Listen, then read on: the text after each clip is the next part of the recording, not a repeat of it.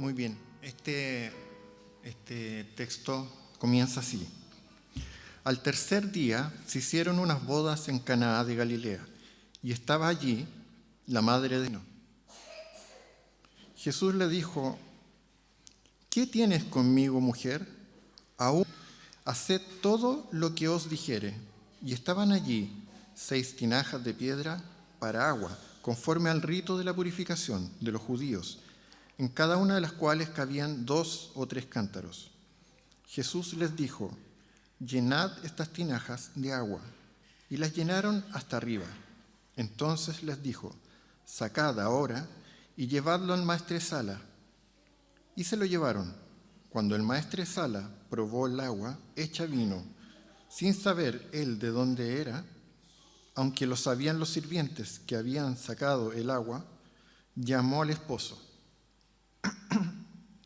y le dijo: todo hombre sirve primero el buen vino, y cuando ya han bebido mucho, entonces el inferior, mas tú has reservado el buen vino hasta ahora. Este principio de señales hizo Jesús en Caná de Galilea, y manifestó su gloria, y sus discípulos creyeron en él. Después de esto, descendieron a Capernaum, él, su madre, sus hermanos y sus discípulos, y estuvieron allí no muchos días. Bueno, yo he titulado este mensaje como ¿qué tengo que ver yo? Porque les voy a mostrar por qué en realidad. Algo que de leer algunos pasajes, algunos textos y tratar de buscar un poquito en las Escrituras, es eso lo que dijo Jesús. Y lo vamos a revisar.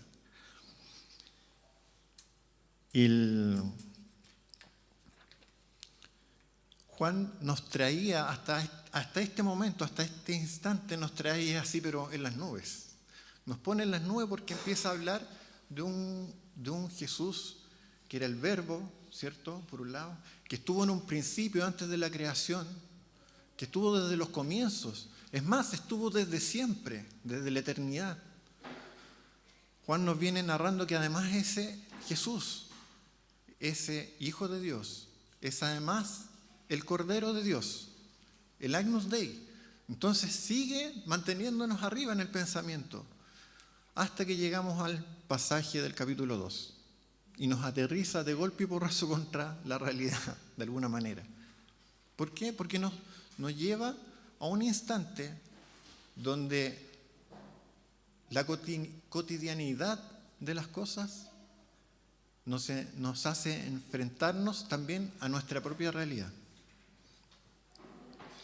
Juan no pretende como evangelista seguir lo que vienen haciendo los otros evangelistas, o lo que hicieron los otros evangelistas quizás, porque Juan es un libro que se redacta más tarde, o podríamos decir que Juan lo escribe más tarde que los demás evangelios.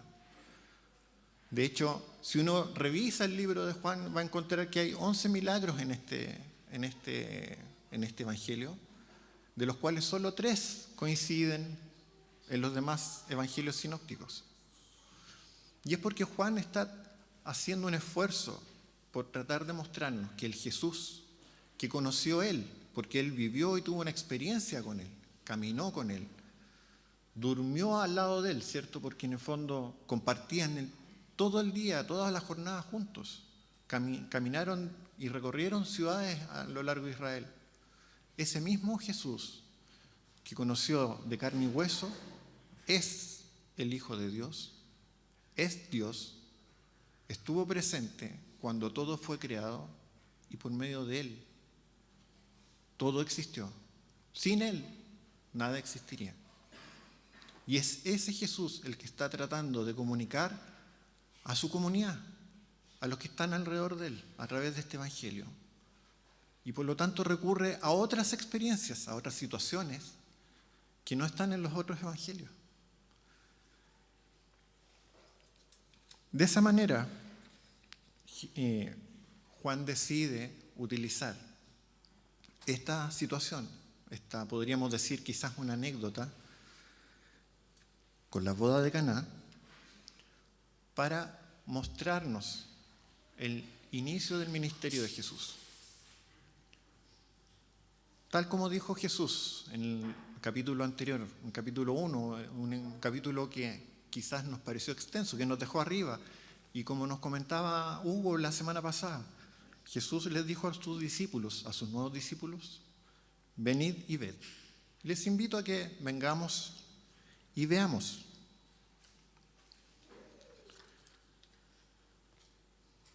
Jesús se encuentra en Galilea. Qué bueno que... Yo traía esto de apoyo y pensé que no lo iba a alcanzar a mostrar, pero si vemos la siguiente lámina, Galilea se encuentra en la zona que está en el lago que se ve más arriba, dice que es el mar de Galilea.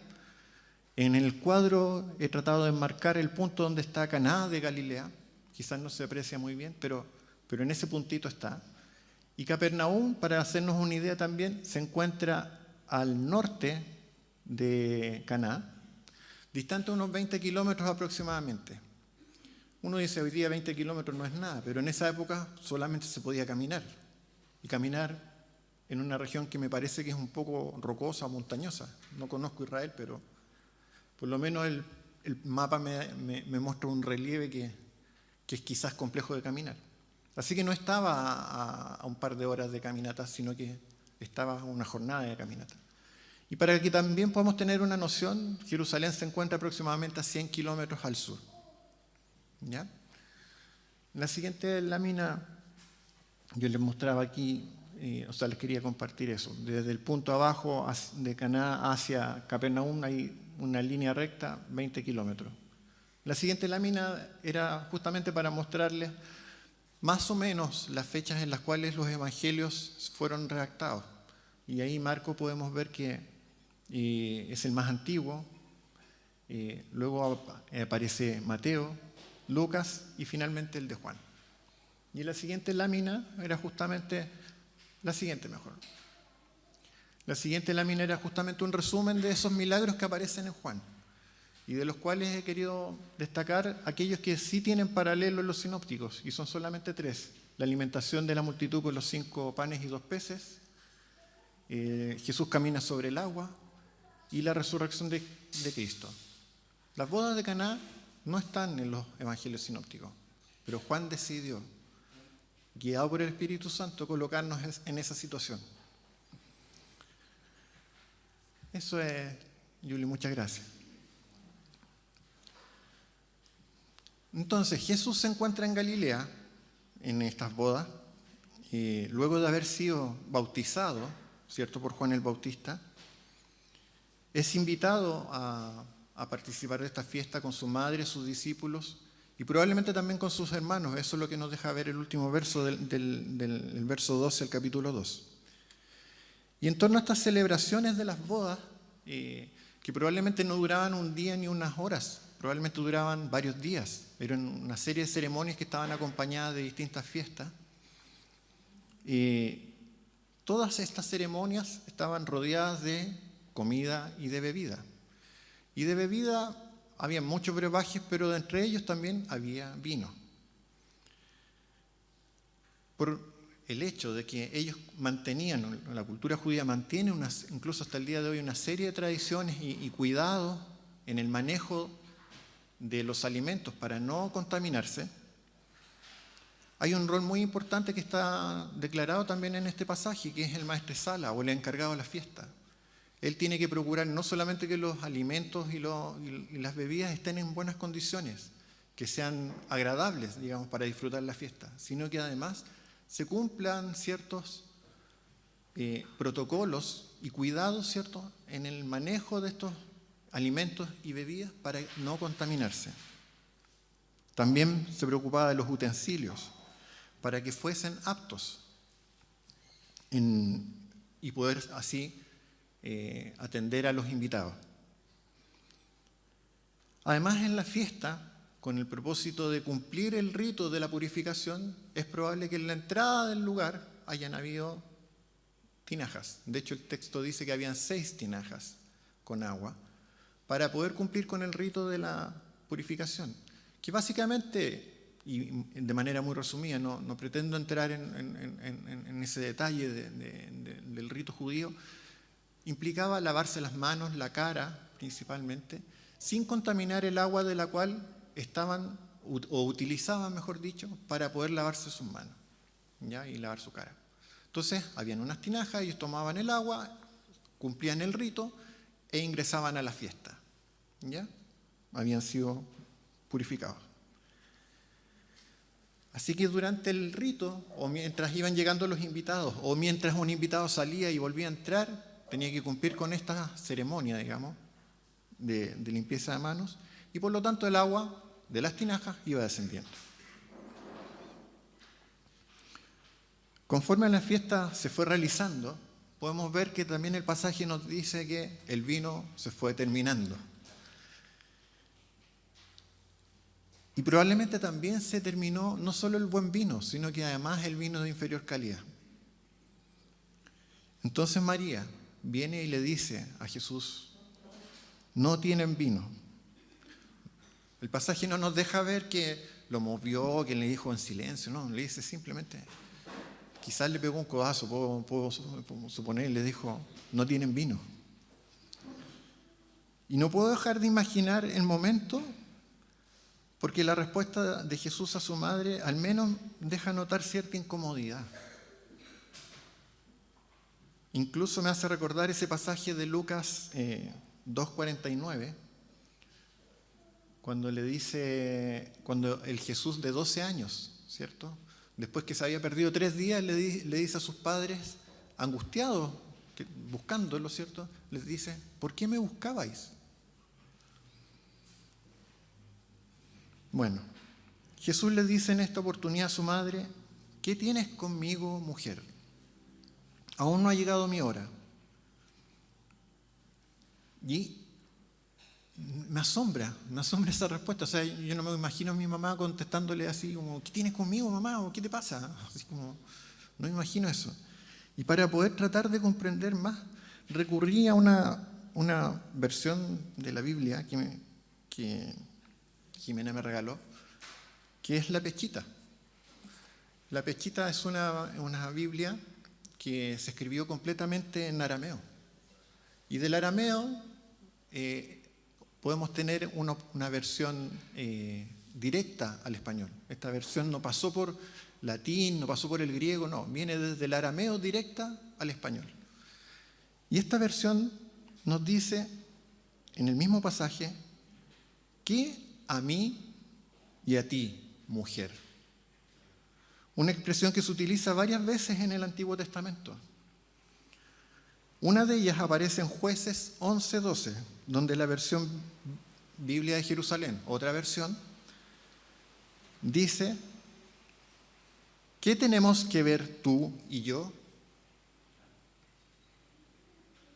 En el fondo, Jesús le dice a su madre, cuando le dice, no tienen vino, ¿qué tengo que ver yo?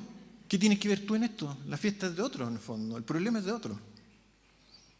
Además le dice, no ha llegado mi hora. Le da una razón, le da un argumento Jesús a su madre. Así que no dejo de encontrar en el pasaje una incomodidad en Jesús.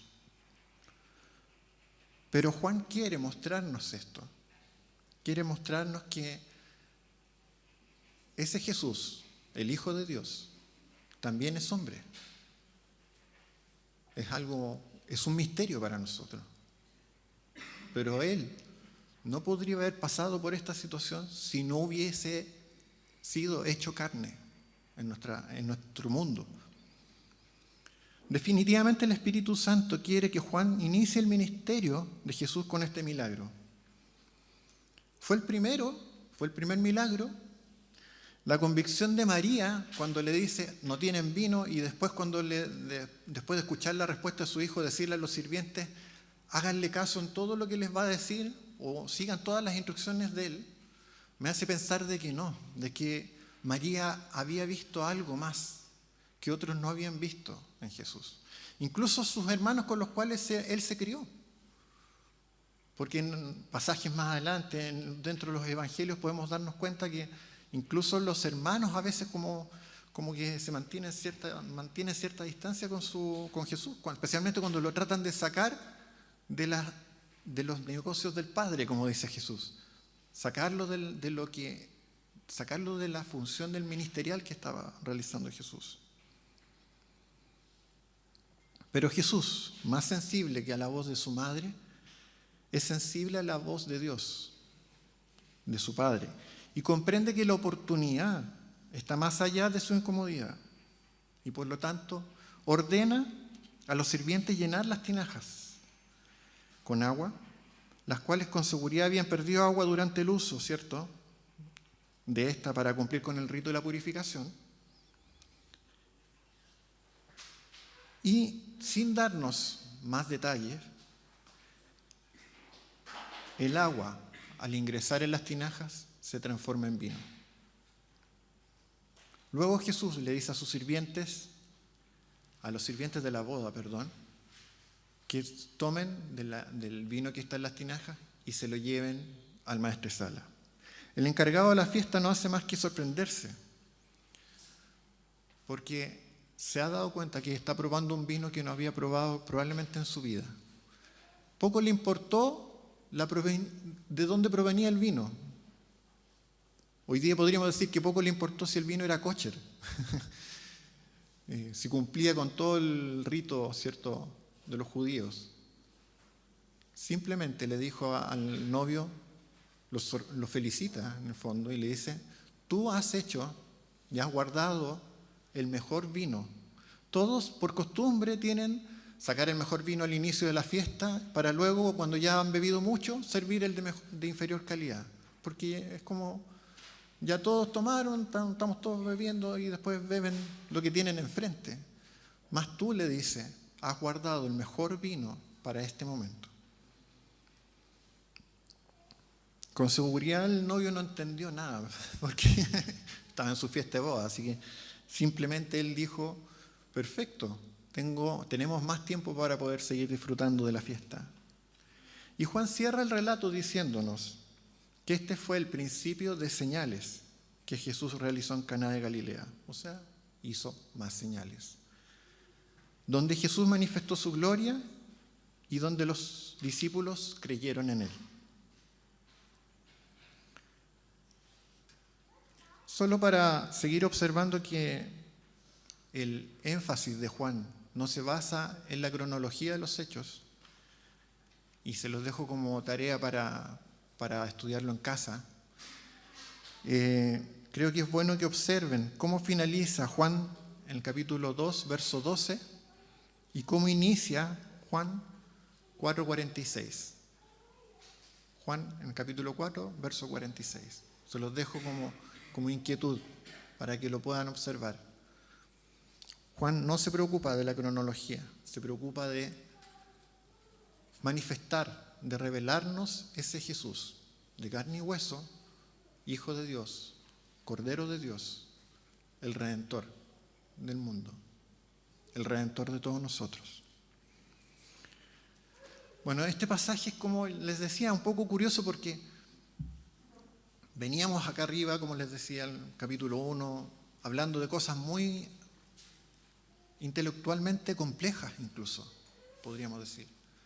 Pero nos aterriza en este capítulo a una situación, podríamos decir, cotidiana incluso. Una situación que distingue tres momentos, básicamente, que podemos llamar el problema, la oportunidad y el milagro. Y yo les invito a preguntarse a ustedes mismos: ¿cuántas veces nos hemos visto enfrentados a un problema? Yo creo que a lo largo de nuestras vidas nos hemos visto enfrentados muchas veces a un problema. ¿Y cuántas veces esos problemas tienen que ver con nosotros? A veces los problemas son de otros. Y es ahí cuando uno dice: ¿qué tengo que ver yo con eso? Al respecto les puedo contar una anécdota, una experiencia que tuvimos como familia hace muchos años atrás, incluso antes de que Elena estuviera. nosotros con Jimena e Isabel apoyábamos una iglesia que se estaba formando en Rancagua. Y algunos podríamos pensar que a veces levantarse en la mañana para ir a la iglesia que podemos tener más cerca puede ser algo difícil incluso de hacer. Bueno, imagínense lo que era para nosotros, ir todos los domingos a Rancagua, generalmente contrarreloj, generalmente atrasados, a veces se nos olvidaba cargar combustible, íbamos en el camino, nos íbamos a quedar sin benzina. Todo ese estrés de viaje, de llegar a un lugar más aún para poder servir a la iglesia, donde teníamos que montar muchas veces los equipos, el audio, la música, donde me tocaba ministrar la alabanza, donde Jimena servía a los hermanos con la escuela dominical. En fin, las labores de ir a entregar este servicio a una ciudad distante de Santiago. Pero en una oportunidad, un domingo como cualquiera de esos, en el fondo, pasamos justamente a cargar combustible. Íbamos atrasados y al salir del servicentro, y estábamos aún en Santiago, ni siquiera habíamos logrado salir de Santiago. Al salir del servicentro, hay un vehículo detenido en la orilla y yo simplemente paso. Y Jimena me dice, ¿te fijaste el vehículo que está detenido? Parece que están pinchados. Y yo me quedé así pensando, ¿y qué tengo que ver yo con eso? Estamos atrasados. Tenemos que llegar, tenemos un rol que cumplir, tenemos una tarea que desempeñar. Pero en las palabras de Jimena, yo escuché la voz de Dios. Y me devolví, me di una vuelta a la manzana y volví a pasar por el mismo lugar y me detuve delante. Y eran dos mujeres que estaban muy temprano un domingo en la mañana, complicadas porque tenían una rueda pinchada. Así que en esa oportunidad me bajé del vehículo, nos bajamos, conversamos con ella y cambié la rueda. Cambié la rueda, nos despedimos y seguimos nuestro viaje. Obviamente ese día no llegamos a cumplir con nuestro servicio en la iglesia Rancagua. Pero esta respuesta de Jesús, de ¿qué tengo que ver yo?, me recordó ese momento.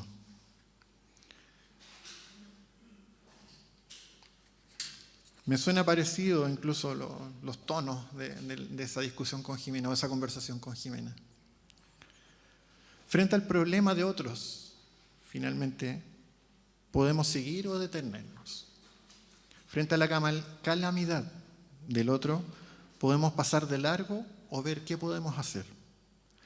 Y es ahí donde surge el segundo momento de este pasaje, la oportunidad.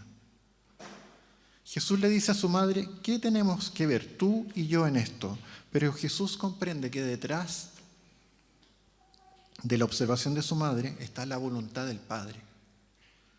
Y entiende que es la oportunidad de iniciar su ministerio.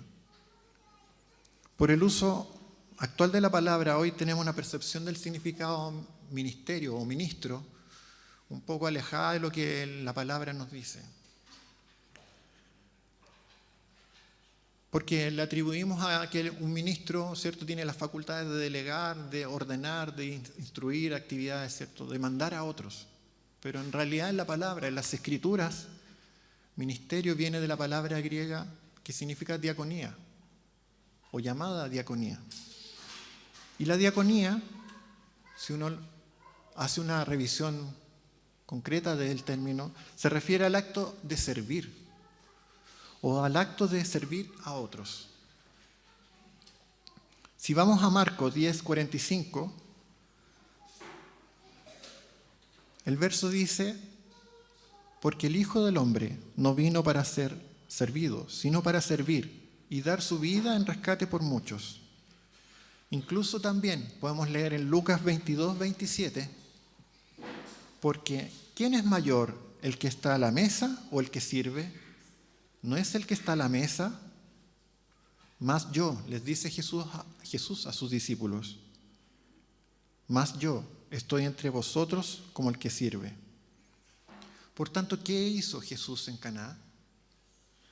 Va con los sirvientes de la boda y les instruye qué hacer para cumplir con la voluntad del Padre, que en ese momento es dar prueba de que Jesús el hombre que creció junto a sus hermanos en Nazaret, el que llegó al banquete caminando, es el único y verdadero Hijo de Dios, el Cordero de Dios, el Agnus Dei. Esa es la oportunidad que toma Jesús y que Juan nos grafica con este sencillo relato, tan doméstico quizás, de que se haya terminado el vino. Y Jesús se somete en servicio a la voluntad del Padre para que el Padre se gloríe y el Padre se glorifique en Jesús. Por tanto, en la simpleza de los problemas de otros es donde nosotros, o mejor dicho, o para corregir mi frase en realidad, en la simpleza de los problemas de otros, donde nosotros no tenemos nada que ver, es la oportunidad de servir y de hacer conforme a lo que el Padre nos indique. Nos muestre, nos revele, sea esto ir y orar por la dificultad de otro, sea interceder por la enfermedad de otro, o sea simplemente cambiar la rueda.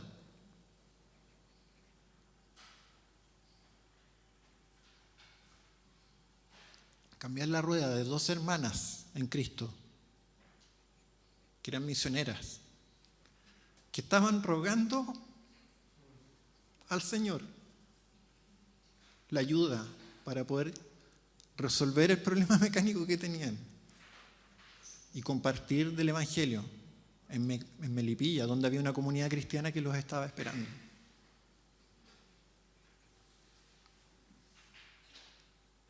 No escuchar en ese momento la voz de Jimena, y en la voz de Jimena, la voz del Señor, me habría convertido en el levita que cuenta Lucas, ¿cierto? O que, mejor dicho, del cual Jesús nos habla en Lucas 10:32. Ese levita que deja al hombre que asaltaron, ¿cierto? Los bandidos, y que lo dejaron moribundo. Donde un sacerdote lo ve, pasa por el lado y sigue su camino. Donde un levita, que me consideraba un levita, yo iba a ministrar la alabanza a la iglesia en Rancagua. El levita pasó por el lado, lo vio y no hizo nada. ¿Cierto? Si no hubiese escuchado la voz del Señor, habría sido ese levita.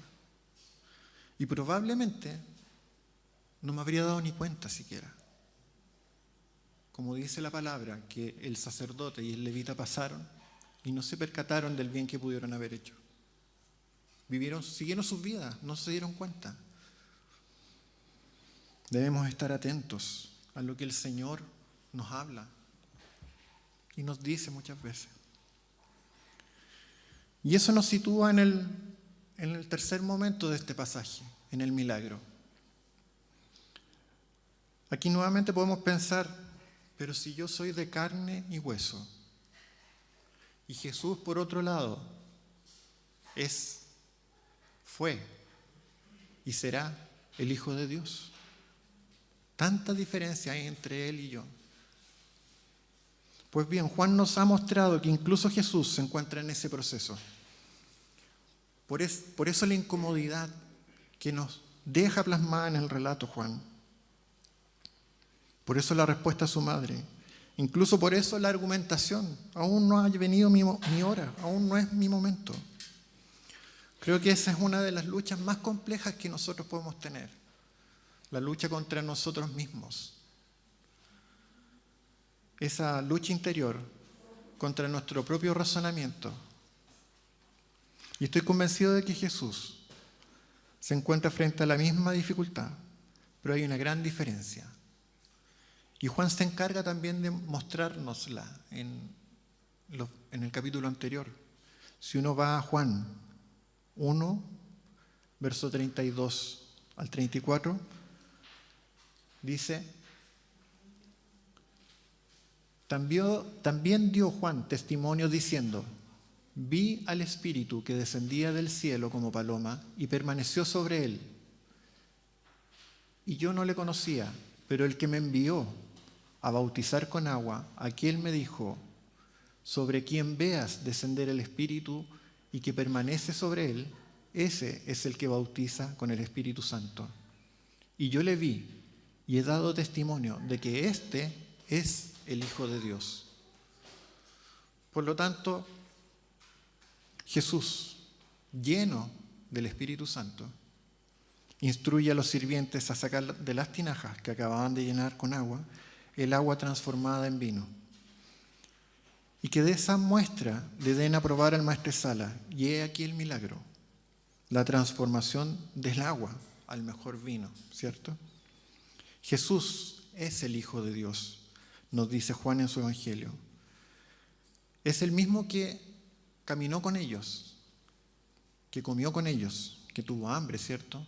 Que tuvo cansancio, que rió y que lloró con ellos. Ese mismo Jesús es el Cordero de Dios. Y es el que podemos ver que, como dice Filipenses 2:8, dice, estando en la condición de hombre, pero lleno del Espíritu Santo, rompe las leyes naturales. Porque ¿cómo podemos obtener vino del agua? Pero yo quiero hacerles notar algo. Las leyes naturales son una definición que hemos puesto nosotros mismos para poder comprender cómo funcionan las cosas, para poder entender la naturaleza de las cosas. Dios, en cambio, las creó. Él creó todas las cosas y Él no rompe las leyes de la naturaleza. Al contrario, Él las conoce por completo. Tiene la visión y el panorama completo de todas las cosas. Por lo tanto, Él puede hacer ese milagro. Y si Él puede hacer ese milagro, entonces Jesús no nos queda otra alternativa. Dios, o sea, Jesús es Dios mismo.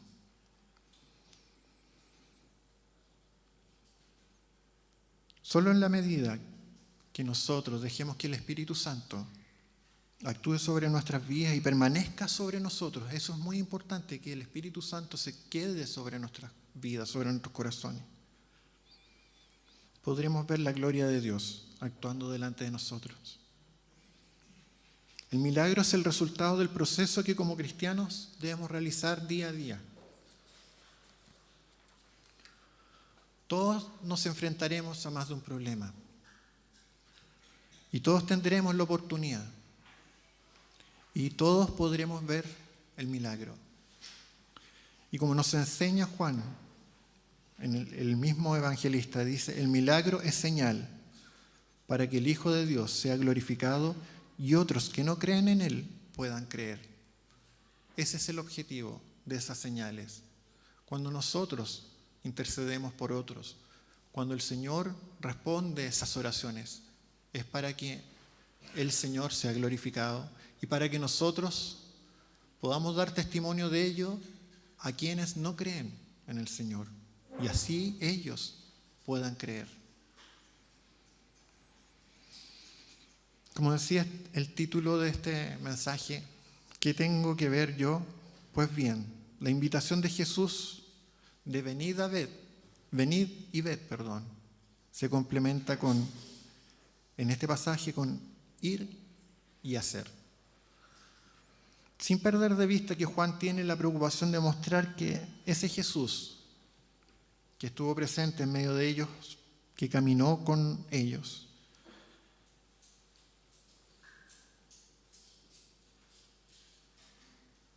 que en definitiva con lo humano que fue, también es el Hijo de Dios, es la divinidad misma. Juan 1:3 nos dice, todas las cosas por Él fueron hechas y sin Él nada de lo que ha sido hecho fue hecho. Jesús se ve enfrentado a las simplezas y complejidades del hombre, en cuanto a las relaciones con los demás, en cuanto a los recursos incluso, en cuanto a los afanes de la vida. Y desde ahí nos muestra un proceso, el desarrollo de Jesús hecho carne en el Jesús glorificado, luego de vencer a la muerte y de ser exaltado hasta lo sumo. Pablo nos resume en Filipenses, en el pasaje del capítulo 2, del verso 5 al 11. Y quisiera que pudiéramos irnos a nuestros hogares pensando en esto. Dice, Haya pues en vosotros este sentir que hubo también en Cristo Jesús, el cual siendo en forma de Dios, no estimó ser igual a Dios como cosa a que aferrarse, sino que se despojó a sí mismo, tomando forma de siervo, hecho semejante a los hombres, y estando en la condición de hombre, se humilló a sí mismo, haciéndose obediente hasta la muerte y muerte de cruz. Por lo cual Dios también le exaltó hasta lo sumo, y le dio un nombre que es sobre todo nombre, para que en el nombre de Jesús se doble toda rodilla de los que están en los cielos y en la tierra y debajo de la tierra, y toda lengua confiese que Jesucristo es el Señor, para gloria de Dios Padre. Les invito a estar atentos, a buscar el problema. ¿Qué tenemos que ver nosotros? Buscar el problema, entender la oportunidad de Dios y buscar ese milagro, trabajar por ese milagro quizás. Pongámonos de pie, oremos.